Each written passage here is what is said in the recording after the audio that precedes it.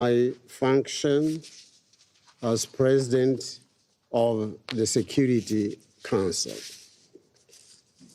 I now give the floor to the representative of the observer State of Palestine. Thank you, Mr. President. If the Israeli assault stopped today and we decided to hold a funeral every single day for each Palestinian killed in the last 8 months, it would take us 100 years to honor them all. This Council adopted only a week ago a resolution on the protection of UN and humanitarian personnel. It would take us, if we held a funeral a day for these humanitarian personnel, over a year to honor them all. There's barely anything left in Gaza. Israel has destroyed everything. But there is everything left still in Gaza.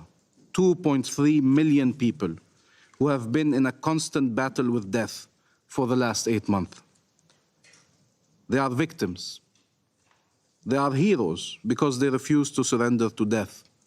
But they are victims who deserve to be helped as victims, not only admired as heroes.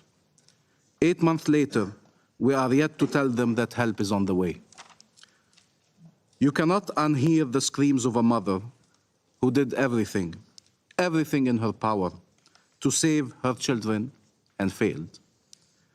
Parents who, having lost a child, have to carry the others to safety, not having the time to mourn and finding safety nowhere.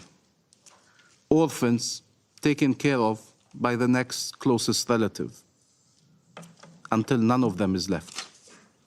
Families wandering the streets, traumatized, aching, desperate, coming from nowhere, heading to nowhere. They are in a no-life's land, trying to get to tomorrow, where it all starts all over again. There are people starving, only a few feet away from aid, and yet unable to reach it.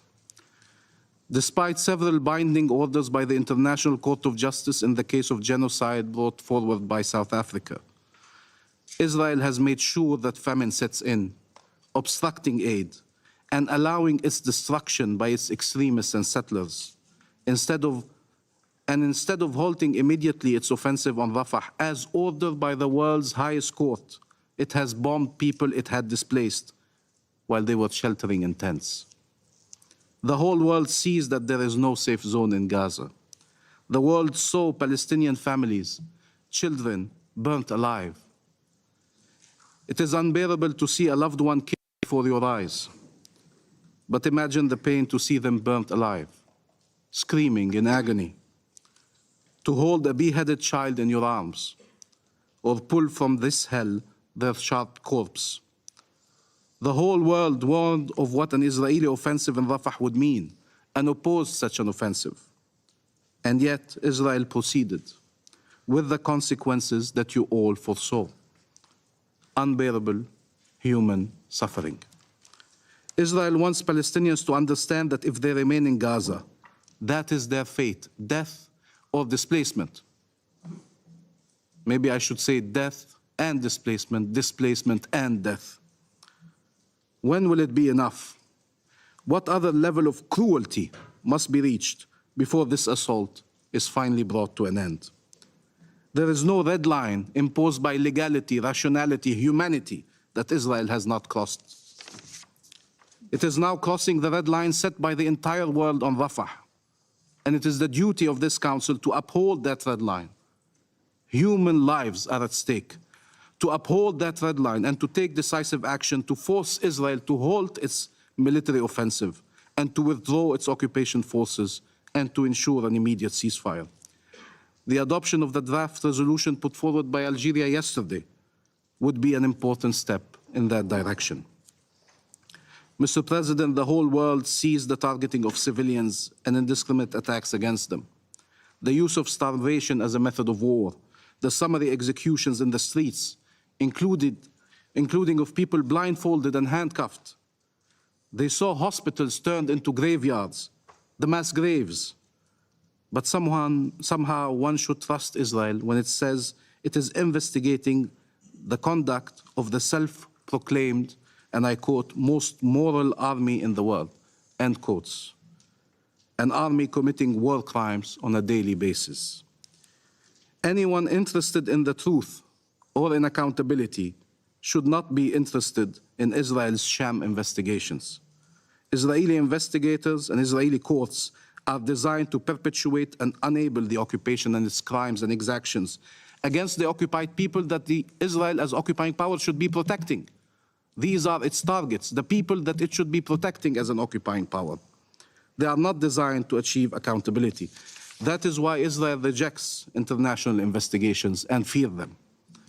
If after bombing 3 different cars of a humanitarian convoy by the world-renowned World Central Kitchen, who had given their coordinates, killing 7 international aid workers, Israel reprimanded and dismissed a couple of officers. That is the measures it has taken. Reprimand and dismiss for the killing and targeting of humanitarian personnel. What chance do Palestinians stand to see one day accountability based on Israeli investigation and decisions? What hope is there for justice? Mr. President, Israel can kill any Palestinian and call them either terrorists or human shields to justify their murder. It uses both terms extremely loosely, so they can cover anyone and everyone. Israel has called any form of opposition to its occupation and its oppression of the Palestinian people terrorism, including defense of human rights, diplomatic action, approaches to judicial institutions to examine its actions. All legal actions have been characterized by Israel as terrorism. Similarly, it considers that it can bomb entire neighborhoods using indiscriminate and massive bombardments and simply say about the thousands of Palestinians it has killed, unfortunately, they were human shields. You have experienced yourselves as council members how loosely Israel uses these terms. As the Israeli representative accused member of the council, the entire UN membership, the Secretary General, the prosecutor of the ICC, of being anti-Semites, supporters of terrorism, collaborators of Nazism, in his usual measured and responsible way. But the difference is that Israel does not decide whether you live or die, but it decides the fate of every Palestinian. You have learned to live with Israel's irrational and racist behavior, but we die because of it. The incitement by the Israeli representatives against the UN has real-life consequences, cannot be tolerated any longer. They signal to their soldiers, to their extremists, that the UN is an enemy and a legitimate target. This explains why this is the deadliest conflict for UN personnel, why they can be arrested and tortured, why the UNRWA headquarters in Jerusalem could be attacked and set ablaze, because of that incitement. Mr. President, what is the most outrageous is that Israel is outraged by the very actions it undertakes as long as it is not the one undertaking them. When it undertakes them, they become justified and defensible. Israel can come here and explain how horrifying it is to see civilians killed in indiscriminate attacks or in the safety of their homes, while obliterating entire Palestinian families at a time. It can come to explain the fear that Israelis feel as they have to shelter when hearing sirens, while it conducts massive bombardments against a Palestinian population that has nowhere to shelter, that doesn't have the energy to fear anymore. It will come to demand action for those held in captivity for the last 7 months, while it has held Palestinians in captivity one generation after another for the last 7 decades. And while there is evidence of it abducting thousands in the last 7 months alone, killing several Palestinians while in detention, and imposing such abuse and ill treatment on others that they had to suffer amputations. It will say how despicable it is to use people as human shields, while it has a long record of using Palestinians as human shields during its military incursions and operations in occupied territory, sometimes placing them in front of its military jeeps while it is making its incursions into our cities and refugee camps. I have heard the Israeli representative here in New York saying that detaining bodies was barbaric, as it deprived the families from the ability to mourn and offer dignified burial to their loved ones. Israel has detained the bodies of hundreds of Palestinians it has killed, sometimes for over 3 decades without being able to bury our loved ones, detained by Israel in graves with numbers instead of their names, so we could not recognize where they are buried. But that is human when Israel does it, not barbaric. Israel accuses many of seeking its destruction, says that all its actions are justified by this existential threat it faces, while it actively and openly pursues the destruction of our country and our people. It expresses outrage at the slogan, "Palestine will be free from the river to the sea," and says that this is a genocidal call, while its own prime minister not only has repeatedly used the phrase "Israel from the river to the sea," but held a map at the General Assembly podium where Israel was from the river to the sea and Palestine had disappeared altogether. And he is acting accordingly on the ground, including by committing a genocide in Gaza and pursuing colonization of the West Bank, including East Jerusalem. It's not words, it's actions.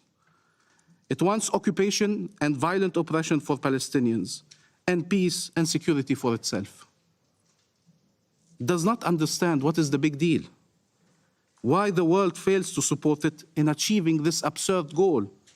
Occupation, oppression for Palestinians, peace and security for Israel. Why not? Certainly, Israel explains the lack of support by anti-Semitism. Not because what Israel wants is illegal, immoral, goes against every fiber of human decency you can have in your body. Never mind that experience has proven it is impossible to achieve.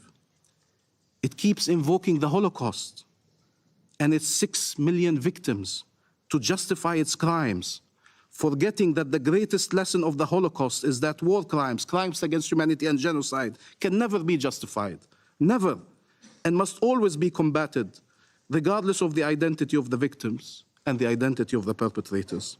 No civilian should be harmed, regardless of their nationality, their origin, their religion, their race. They're all irrelevant. They should be protected. So, given Israel's mindset, it is logical that this Israeli government would interpret the recognition of the State of Palestine by Spain, Ireland, and Norway as somehow an attack against Israel. Never mind the fact that these countries have recognized Israel decades ago without asking for anyone's approval. That was not unilateral when they recognized Israel. It becomes a unilateral move when they recognize the State of Palestine. Never mind that they advocate a two-state solution, where Palestine lives side by side with Israel, where Palestinians and Israelis live in peace and security.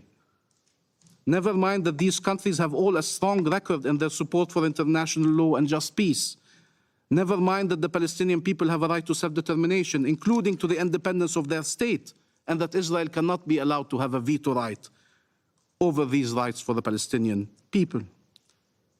How did Israel respond? By promising more criminality. More criminality, colonization, breaching the historic status quo at Al-Haram al-Sharif, stealing our money. A state that behaves that manner. It's because they've been above the law for so long that they have no problem acting as an outlaw state. We thank the 3 countries for their important decision in support of freedom and peace, as we thank Barbados, Jamaica, Trinidad and Tobago, and Bahamas, and all the countries that made a similar choice over the years, and call on all the countries that have yet to recognize the State of Palestine to do so as an investment in freedom and an investment in peace in these tragic times. We also thank all the countries which supported the membership of the State of Palestine in the UN. That day is coming, where we will be members in the United Nations and free. How is it possible that Israel cannot see how absurd its position is, how evident its selective outrage is? Because it considers us subhumans. Or let me use the words of the Israeli leaders, human animals. Ethnic cleansing, apartheid, genocide across history have always been made possible by dehumanizing a nation. And that is what is happening here. They have been dehumanizing us for so long that they don't understand your indignation when Palestinians are killed. They don't understand what's the issue. Why are they being brought here to discuss that matter? They do not understand how anyone can, despite the historical record, speak of historical injustice against the Palestinian when speaking of our fate. Why anyone would decide to recognize our existence as a people, our rights as a nation, and our state. They do not understand how anyone can dare equate between their civilians and our civilians. Because our civilians are less civilians than their civilians. We are lesser human beings. That is the equivalence they truly reject when they speak of the ICC. That is the equivalence that annoys them, that Palestinian victims could be considered victims, forgetting that the court's responsibility is towards the victims, not the perpetrators. They want for Palestinian victims to be left with no protection and for Israeli perpetrators to continue being shielded. And that is unacceptable, and everyone should say so. Israel trusts that it will get away with its crimes. Why? Because of 75 years of experiencing full-fledged impunity. Any statement that reinforces that feeling of somehow being a state above the law, being entitled to an exceptional status, will only encourage Israel to continue acting as an outlaw state. This must be a time for accountability. If after Gaza there is no accountability, if after a genocide we don't have accountability, when will we have it? And does anyone believe that if Israel's impunity is preserved, they will change course? They will wake up one day and say, yes, we want to have peace with the Palestinians. That is the reasonable choice to make. That's not how it will happen. Each and every state can make the colonial occupation costly and thus contribute to bringing it to an end. Tomorrow's freedom and peace will be made possible by the decisions you take today. Allow us to tell our people who are suffering unbearable pain that help is on the way, and that this nightmare, this hell on earth will end, and that this solidarity they see in every corner of the globe will translate into resolute action to stop this genocide, achieve freedom and advance peace. There is no objective more worthy, there is no time more pressing, there is no greater responsibility. Finally, Palestinians should no longer have to die and suffer to remain on their land. Life in freedom and dignity in our homeland. That is our simple dream that must prevail over the nightmare imposed on our people for so long.